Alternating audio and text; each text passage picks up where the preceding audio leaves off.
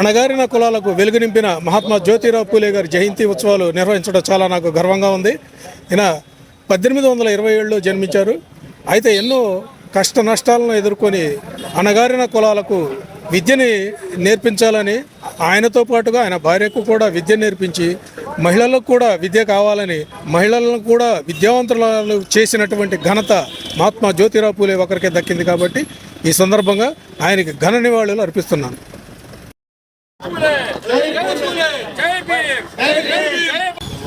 ఈరోజు మహాత్మా జ్యోతిరావు పూలే గారి 199వ జయంతి కార్యక్రమానికి విచ్చేసిన అందరికీ కూడా, మీడియా మిత్రులకు అందరికీ కూడా మరి శుభాకాంక్షలు తెలియజేస్తున్నాం. 1827 ఏప్రిల్ 11వ తారీఖున మహారాష్ట్రలో జ్యోతిరావు పూలే గారు జన్మించారు.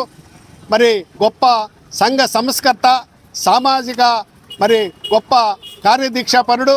సమాజంలో అన్ని వర్గాల ప్రజలు సమానత్వంతో ఆర్థిక, సాంఘిక, రాజకీయ రంగాల్లో ముందుండాలి అని చెప్పి కలలుగన్న మహనీయుడు.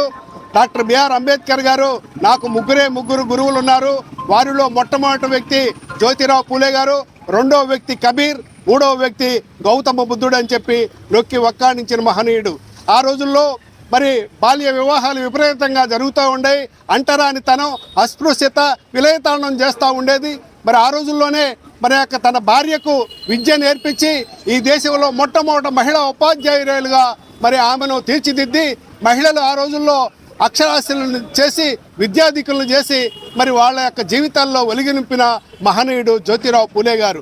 అదేవిధంగా మరి ఆయన అడుగుజాడల్లో మనమంతా నడవాలని కేంద్ర రాష్ట్ర ప్రభుత్వాలు ఇంకా మరి వారి పేరిట అనేక హాస్టల్స్, శరణాలయాలు ఏర్పాటు చేయాలని, అదేవిధంగా ప్రతి సంవత్సరం మరి ఏప్రిల్ 11వ తారీఖున జ్యోతిరావు పూలే గారి జయంతి సందర్భంగా మరి సెలవు దినం ప్రకటించాలని ఈ సందర్భంగా మేము డిమాండ్ చేస్తూ ఉన్నాం. అదేవిధంగా కేంద్ర రాష్ట్ర ప్రభుత్వాలు జ్యోతిరావు గారి ఆశయాలు మరి విద్యార్థులు తెలియజేయడం కోసం పాఠ్యపుస్తకాల్లో వారి ఆశయాలు, వాళ్ళ ఆశలు, మరి జ్యోతిరావు పూలే గారి ఆశయాలు, సావిత్రిబాయి గారి పూలే గారి ఆశయాలు, వాళ్ళు ఈ సమాజానికి చేసిన సేవలను గుర్తించి పాఠ్య గ్రంథాలలో అవి నమోదు చేయించాలని ఈ సందర్భంగా మేము డిమాండ్ చేస్తూ ఉన్నాం. మరి భవిష్యత్తులో ఇంకా జ్యోతిరావు పూలే గారి కార్యక్రమాలను కేంద్ర రాష్ట్ర ప్రభుత్వాలు మరి ఎక్కువగా మరి ప్రజల్లో వారి యొక్క ప్రేరణ, సమాజం చైతన్యం అవటం కోసం మరి ఎక్కువగా కృషి చేయాలని, మరి ముఖ్యంగా మరి రేపు పార్లమెంటు ఈ సందర్భంగా మరి మహిళల కోసం మరి పెద్ద ఎత్తున 33% ఇవాళ రిజర్వేషన్ ఇంప్లిమెంట్ చేస్తుందంటే కూడా ఇది కూడా జ్యోతిరావు పూలే గారి యొక్క మరి ఆయన ఇచ్చిన ప్రేరణ అని ఈ సందర్భంగా మేము తెలియజేస్తున్నాం. మరి అదేవిధంగా మరి మన రాష్ట్రంలో కూడా 87-88 సీట్లు ఇంకా రాబోతూ ఉన్నాయి. ఎక్కువ మంది మహిళలకి మరి సీట్లు రిజర్వ్ కాబోతూ ఉన్నాయి. ఈ యొక్క క్రెడిట్, ఈ యొక్క కీర్తి మరి జ్యోతిరావు పూలే గారికే వర్తిస్తుందని ఈ సందర్భంగా మేము తెలియజేస్తా ఉన్నాం. భవిష్యత్తులో కూడా జ్యోతిరావు పూలే గారి పేరిట అనేక కార్యక్రమాలు కేంద్ర రాష్ట్ర ప్రభుత్వాలు నిర్వహించాలని చెప్పి మేము డిమాండ్ చేస్తూ ఈ సందర్భంగా అందరికీ ధన్యవాదాలు తెలియజేస్తున్నాం.